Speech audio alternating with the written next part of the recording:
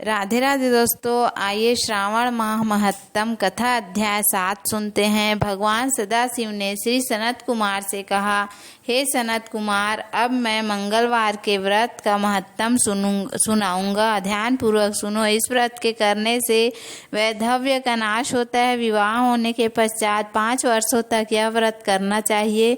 इसका नाम मंगला गौरी व्रत है। यह पापों का नाश करने वाला है। विवाह के पश्चात श्रावण मास के प्रथम मंगलवार को यह व्रत आरंभ करना चाहिए। केले के खंभों से सुशोभित एक पुष्प मंडल बनाना चाहिए और उसे अनेक प्रकार के फलों तथा रेशमी अस्त्रों से सजाना चाहिए। उस मंडप में अपने सामर्थ्य के अनुसार देवी की सोने की प्रतिमा बनवाकर स्थापित करनी चाहिए। यदि सोने की प्रतिमा बनवाने की शक्ति ना हो तो अपनी सामर्थ्य के अनुसार किसी अन्य धातु या प्रतिमा बनवाकर स्थापित करनी चाहिए। उस प्रतिमा को 16 उपचारों से, 16 दुर्वा दलों से, 16 चावलों से तथा 16 चने की दाल के दानों से मंगला गौरी नामक देवी की पूजा करनी चाहिए और 16 बत्तियों से 16 दीपक जलाने चाहिए। वहीं दही और तथा भात का नैवेद्य भक्ति पूर्वक अर्पित करना चाहिए। देवी के पास ही पत्थर का सिलबट्टा स्थापित करना चाहिए। 5 वर्ष तक इस प्रकार से करने के पश्चात उद्यापन करना चाहिए। फिर माता को वायन प्रदान करना चाहिए। अब वायन के संबंध में सुनो। अपने सामर्थ्य के अनुसार एक पल सोने की प्रतिमा बनवानी चाहिए या आधे पल या आधे से भी आधे पल की प्रतिमा बनवानी चाहिए। अपनी शक्ति के अनुसार सोने अथवा चांदी के घड़े को चावलों से भरना चाहिए। उस घड़े के ऊपर पहनने के कपड़े या चोली रखनी चाहिए। उसके ऊपर मंगला गौरी की प्रतिमा रखनी चाहिए। देवी के नज़दीक, जैसा कि मैं ऊपर भी कहा आया हूँ, सिलबट्टा रखना चाहिए और सिलबट्टा चांदी का होना चाहिए। इस प्रकार माता के लिए बायना देना चाहिए। इसके बाद 16 सुहागिन ब्राह्मणियों को भोजन कराना चाहिए। हे विप्र, इस विधि से करने पर 7 जन्मों तक का सौभाग्य बना रहता है और हे पुत्र, पुपौत्र और संपत्ति आदि सब अपने आप प्राप्त हो जाया करते हैं। सनत कुमार ने भगवान श्री सदाशिव से पूछा, हे प्रभु, इस व्रत को पहले किसने किया था और उसके करने से किस फल की प्राप्ति हुई थी? हे शंभो, कृपा करके आप मुझे इस व्रत के संबंध में इस प्रकार बतलाएं जिससे इस व्रत में मेरी श्रद्धा हो जाए। भगवान श्री सदाशिव बोले, हे सनत कुमार, प्राचीन काल में कुरु देश में श्रुत कीर्ति नामक एक विद्वान, कीर्तिशाली, शत्रुओं का नाश करने वाला और 64 कलाओं का ज्ञाता तथा धनुर्विद्या में कुशल राजा हुआ था। उसके यहाँ संसार की किसी भी वस्तु की कमी न थी। कमी थी तो केवल एक संतान की। संतान प्राप्ति के लिए वह दिन रात यत्न करता रहता है। संतान प्राप्ति के लिए दिन रात जप तप करता था तथा साधु संतों की शरण भी जाता था, परंतु उसका मनोरथ सिद्ध नहीं हुआ। फिर वह देवी की आराधना करने लगा। एक दिन देवी ने उसकी आराधना से प्रसन्न होकर उसे साक्षात दर्शन दिए और कहा, हे श्रुतकीर्ति, वर मांगो। राजा श्रुतकीर्ति ने कहा, हे माँ, यदि आप मुझे इससे प्रसन्न हैं तो मुझे सुंदर पुत्र दीजिए। हे देवी, आपकी कृपा से मेरे यहाँ धन धान्य और किसी चीज की कमी नहीं है। बस एक पुत्र दें। सुख को छोड़कर मेरे यहाँ सब आनंद है। राजा के वचन सुनकर देवी मुस्कुराई और कहा, हे राजन, तुमने अत्यंत दुर्लभ वर मांगा है, फिर भी कृपावश मैं तुम्हें अवश्य दूंगी। किंतु हे राजन, सुनिए, यदि परम गुणी पुत्र चाहते हो तो वह केवल 16 वर्ष तक जीवित रहेगा और यदि रूप तथा विद्या से विहीन पुत्र चाहते हो तो वह दीर्घ जीवी होगा। देवी की यह वचन सुनकर राजा चिंतित हो उठा और पुनः अपनी पत्नी से परामर्श करके उसने गुणवान तथा सभी शुभ लक्षणों से संपन्न 16 वर्ष की आयु वाला पुत्र मांगा। तब देवी ने भक्ति संपन्न राजा से कहा, हे नृपनंदन, मेरे मंदिर के द्वार पर आम का वृक्ष है। उसका एक फल लाकर मेरी आज्ञा से अपनी रानी को खाने के लिए दो। उसको खाने से रानी को अवश्य गर्भ रहेगा। राजा ने प्रसन्न होकर देवी के मंदिर के मुख्य द्वार पर जो आम का वृक्ष था वहां से आम को तोड़कर अपनी पत्नी को खाने के लिए दिया। राजा ने देवी के आदेशानुसार फल खाया और 10 माह के पश्चात उसके यहाँ देव पुत्र तुल्य पुत्र पैदा हुआ। हर्ष शोक से संपन्न राजा ने राजकुमार का जात कर्म आदि संस्कार किया और शिव का स्मरण करते हुए उसका नाम चिरायु रखा। इसके बाद पुत्र के 16 वर्ष होने पर पत्नी सहित राजा चिंता में पड़ गए और वे विचार करने लगे कि यह पुत्र बड़े कष्ट से प्राप्त हुआ है और मैं इसकी दुखद मृत्यु नहीं अपने ही सामने कैसे देख सकूंगा। ऐसा विचार करके राजा ने पुत्र को उसके मामा के साथ काशी भेज दिया। प्रस्थान के समय राजा की पत्नी ने अपने भाई से कहा, कार्पटिक वेश यानी गुप्त वेश धारण करके आप मेरे पुत्र को काशी ले जाइए। मैंने इसके जन्म से पूर्व भगवान श्री सदाशिव से प्रार्थना की थी कि हे प्रभु, पुत्र प्राप्ति कर मैं उसे जगतपति की यात्रा के लिए भेजूंगी। अतः आप मेरे पुत्र को आज ही काशी ले जाइए और सावधानी पूर्वक इसकी रक्षा कीजिएगा।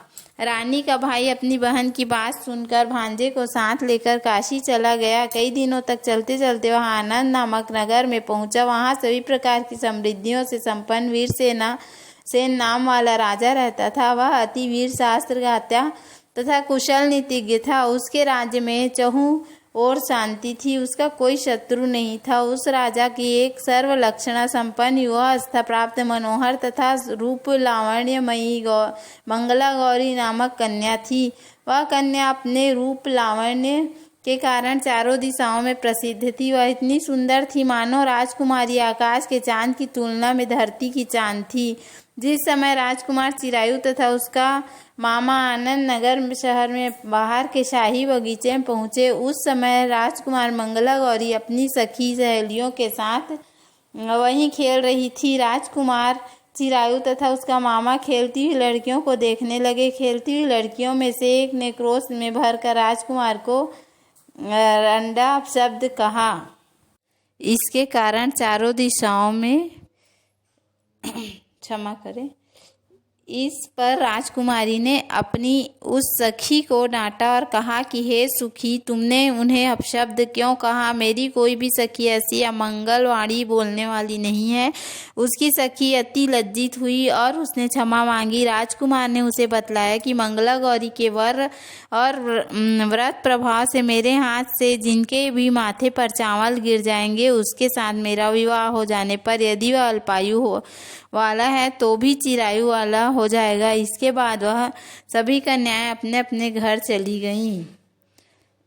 उसी दिन राजकुमारी का विवाह था बाहलिक देश के दृढ़धर्मा नामक राजा के सुकेतु नाम वाले पुत्र के साथ। उसका विवाह निश्चित किया गया था। वह सुकेतु विद्याहीन, कुरूप तथा बहरा था तथा सुकेतु के साथ आए हुए उन लोगों ने विचार किया कि इस समय दूसरा श्रेष्ठ वर ले जाना चाहिए और विवाह संपन्न हो जाने के बाद वहां सुकेतु पहुंच जाए। उन लोगों ने चिरायु के मामा के पास जाकर याचना की कि आप इस बालक को हमें दे दीजिए जिससे हमारा कार्य सिद्ध हो जाए। इस पृथ्वी पर परोपकार के समान दूसरा कोई धर्म नहीं है। उनकी बात सुनकर चिरायु का मामा मन ही मन बहुत प्रसन्न हुआ, क्योंकि उसने उपवन में पहले ही कन्या मंगला गौरी की बात सुन ली थी। फिर भी उसने एक बार कहा कि आप लोग इसे किस लिए मांग रहे हैं? इस कार्य की सिद्धि हेतु वस्त्र अलंकार आदि मांगे जाते हैं, वर तो कहीं भी नहीं मांगा जाता। तथापि आप लोगों का सम्मान रखने के लिए मैं इसे दे रहा हूँ। इसके बाद चिरायु को हाथ से ले जाकर उन लोगों ने विवाह संपन्न कराया। सप्तपदी आदि के हो जाने पर रात्रि में शिव पार्वती की प्रतिमा के समक्ष उस चिरायु ने हर्षयुक्त होकर मंगला गौरी के साथ शयन किया। उसी दिन चिरायु के 16 वर्ष पूर्ण हो चुके थे और अर्धरात्रि में साक्षात काल सर्प रूप में वहां आ गया। इसी बीच संयोगवश राजकुमारी जाग गई। उसने उस महासर्प को वहां देखा और वह भय से व्याकुल होकर कांपने लगी। तभी उस कन्या ने धैर्य धारण कर 16 उपचारों से सर्प की पूजा की और पीने के लिए उसे दूध दिया। उसने दीनता भरी वाणी में उस सर्प की प्रार्थना तथा स्तुति की। उसने दीन वाणी में नागदेव से अपने पति को न मारने की प्रार्थना की और कहा कि यदि ऐसा हुआ तो मैं उत्तम व्रत करूंगी। फिर प्रार्थना करते हुए कहा, ये जिस तरह से चिरकाल तक जीवित रहें आप ऐसा कीजिए। नागदेव राजकुमार को छोड़कर अपने कमंडल के अंदर चले गए। यह देखकर राजकुमारी मंगला गौरी ने अपनी चोली से कमंडल का मुख बंद कर दिया। इसी बीच उसका पति अंगड़ाई लेकर जाग गया और अपनी पत्नी से बोला, हे प्रिय, मुझे भूख लगी है। तब राजकुमारी ने राजकुमार को देवी के समीप से खीर लड्डू लाकर खाने को दिए। खाते समय उसके हाथ में अंगूठी गिर गई। वह प्रसन्नता पूर्वक पान आदि खाकर पुनः सो गया। इसके बाद मंगला गौरी कमंडलू को फेंकने के लिए जाने लगी। विधि की कैसी गति है कि उस कमंडलू में से बाहर की ओर जगमग करती हुई हार की कांति को देखकर वह आश्चर्यचकित हो गई। घट में स्थित उस हार को अपने अपने कंठ में धारण कर लिया। इसके बाद कुछ रात शेष रहते हुए चिरायु का मामा आकर चिरायु को ले गया। इसके बाद वर पक्ष के लोग सुकेतु को वहां ले आए। उसे देखकर मंगला गौरी ने कहा, यह तो मेरा पति नहीं है, यह तो रात को मेरे पास नहीं था। इस पर वर पक्ष के लोग चकित हुए और मंगला गौरी से कहने लगे कि यदि यह तुम्हारा पति नहीं है तो तुम इसका कुछ ठोस आधार बतलाओ। वह बोली, मेरे स्वामी ने मुझे अंगूठी और हार दिया है जो मैंने पहन रखे हैं। रात्रि में पति सहवास के समय मेरे पति का केसर से युक्त पांव मेरी जांघ में चित्रित है। अब सुकेतु बतलाएं कि यह इसने किया है। रात के समय मेरे और मेरे पति के बीच जो बातचीत हुई और हमें क्या भोजन किया था हमने, यह भी बतलाएं तो यह मेरा पति होगा। मंगला गौरी की बात सुनकर वर पक्षी जनों ने कहा, ठीक है, लेकिन सुकेतु किसी भी प्रश्न का उत्तर नहीं दे सका। इस पर कन्या पक्ष वालों ने उसके साथ राजकुमारी को भेजने से इनकार कर दिया और वर पक्षी जन अपना समूह लेकर जैसे आए थे वैसे ही लौट गए। मंगला गौरी के पिता ने वर पक्ष का वृतांत कानों कान सुन लिया कि स्वरूप से कुरूप होने के कारण उन लोगों ने के द्वारा किसी अन्य को वर के रूप में आदर पूर्वक लाया गया था। कुछ समय पश्चात मंगला गौरी के पिता महाराज वीरसेन ने महायज्ञ करवाया। उसने देश विदेश के नरेशों और राजकुमारों को उस महायज्ञ में आमंत्रित किया। उस दिन मंगला गौरी स्त्री कक्ष में पर्दे की ओर में बैठकर अपने पति के तलाश में यज्ञ में आने वाले राजकुमारों को देखने लगी। इधर उधर चिरायु भी अपने ससुराल में का हाल जानने के लिए अपने मामा के साथ वहां आन पहुंचा। जैसे ही राजकुमार चिरायु पर्दे के सामने से गुजरा तो मंगला गौरी ने उसे देखकर पहचान लिया और अपने पिता से बोली, यही मेरे पति हैं। राजा ने उन दोनों को राजमहल में बुलवाया। मंगला गौरी द्वारा बतलाई गई निशानियों से वही उसका पति सिद्ध हुआ। राजा ने उसे वस्त्राभूषण, धन संपदा, अश्व, गज, सेना देकर उसकी पत्नी को उसके साथ विदा किया। राजकुमार अपनी पत्नी, मामा और धन संपदा सहित अपने पिता की नगरी लौट आया। लोगों के मुख से उसे आया हुआ सुनकर उसके माता पिता का कोई विश्वास नहीं हुआ। उन्होंने सोचा कि प्रारब्ध अन्यथा कैसे हो सकता है। इतने में वह अपने माता पिता के पास आ गया और स्नेह से परिपूर्ण वह चिरायु भक्ति पूर्वक उनके चरणों में गिर पड़ा। तब अपने पुत्र का मस्तक सूंघ कर उन दोनों ने परम आनंद प्राप्त किया। पुत्र वधू मंगला गौरी ने भी सास ससुर को प्रणाम किया। तब सास ने अपनी गोद में बिठाकर सारा वृतांत शीघ्रता पूर्वक पूछने लगी, हे महामुने। तब पुत्र वधू ने भी मंगला गौरी के उत्तम व्रत महात्म तथा जो कुछ घटित हुआ था वह सब वृतांत बताया। भगवान शंकर बोले, हे सनत कुमार, मंगला गौरी ने मंगल व्रत के पुण्य से अपने पति को मृत्यु का ग्रास नहीं बनने दिया तथा उसकी जीवन रक्षा कर दोनों कुलों का सम्मान बढ़ाया है। हे सनत कुमार, मंगला गौरी के कारण ही तभी से यह व्रत मंगला गौरी के नाम से प्रसिद्ध हुआ। इस पावन कथा को जो कोई भी इसका कहता है, सुनता है, उसके सभी मनोरथ पूर्ण हो जाते हैं, इसमें संदेह नहीं है। श्री सूत जी बोले, हे ऋषियों, इस प्रकार शिव जी ने सनत कुमार को यह मंगला गौरी व्रत बताया और उन्होंने सभी कार्यों को पूर्ण करने वाले इस व्रत को सुनकर महान आनंद प्राप्त किया। इस प्रकार श्री स्कंद पुराण के अंतर्गत ईश्वर सनत कुमार संवाद में श्रावण मास महात्म्य में मंगला गौरी व्रत कथन नामक 7वां अध्याय समाप्त। बोलो हर हर महादेव, जय शिव शंकर, जय भोलेनाथ। उम्मीद है आपको हमारा वीडियो पसंद आया होगा। यदि हमारा वीडियो पसंद आया तो वीडियो को लाइक करें, चैनल को सब्सक्राइब करें। धन्यवाद। राधे राधे।